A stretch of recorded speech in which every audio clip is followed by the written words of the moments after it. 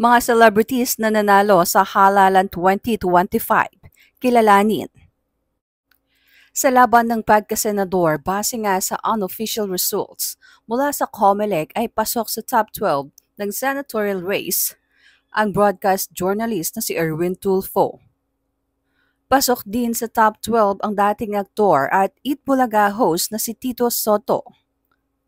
Maging ang action star na si Lito Lapid ay pasok din sa top 12.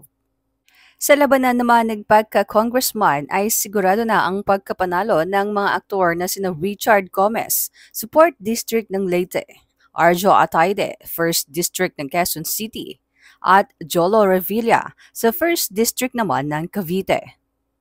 Wagi rin ang dating actress at may bahay ni Bong Revilla na si Lani Mercado sa 2nd District ng Cavite, dating PBA player at coach na si Franz Pomeran sa 3rd District ng Quezon City, dating TV host na si Cutie Del Mar sa 1st District ng Cebu City, at maging ang anak ni Vilma Santos at Ralph Recto na si Ryan Christian Recto sa 6th District ng Batangas. Panalo rin ang star for all seasons na si Vilma Santos sa pagbabalik niya bilang governor ng Batangas. Panalo rin sina Daniel Fernando at Alex Castro bilang governor at vice governor ng Bulacan. Nanalo din ang dating news reporter ng ABS-CBN na si Sol Aragones bilang governor ng Laguna. At sa mga tumatakbong namang mayor at vice mayor, narito ang ilang celebrities na nanalo. Isko Moreno, mayor ng Maynila. Lucy Torres Gomez bilang mayor ng Ormoc City, Leyte. Former PBA player Vergel Meneses sa Bulacan, Bulacan.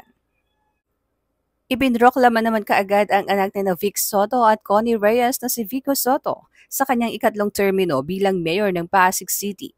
At wagi rin ang running mate niyang si dating PBA player at asawa ni Mikey Kawangko na si Dodot Jaworski sa pagka-vice mayor ng Pasig. Muli ring nahalal ang pinsan ni Vico Soto na si Gian Soto bilang vice mayor naman ng Quezon City. Wagi rin ang aktor na si E.R. Ejercito sa pagkaalkalde ng Pagsanhan, Laguna. Ngunit hindi pa malinaw kung makakaupo siya sa pwesto matapos patawan ng guilty verdict ng Supreme Court sa kasong graft. Sa mga tumakbong konsehal, nanguna naman ang TV host actor na si Jong Hilario sa 1st District ng Makati City, habang naipwesto uli sa 2nd District ng Pasig si Angelo De Leon, at ang aktor na si Kiko Rostia sa 1st District naman ng siyudad. Muli ring naihalal sina Aiko Melendez at Alfred Vargas sa 5th District ng Quezon City, habang ang anak naman ni Isko Moreno na si Joaquin Damagoso ang nanguna sa mga nanalong konsehal sa 1st District ng Maynila. Panalo din ang veteran actor na si Lou Veloso sa 6th District ng Manila bilang konsehal.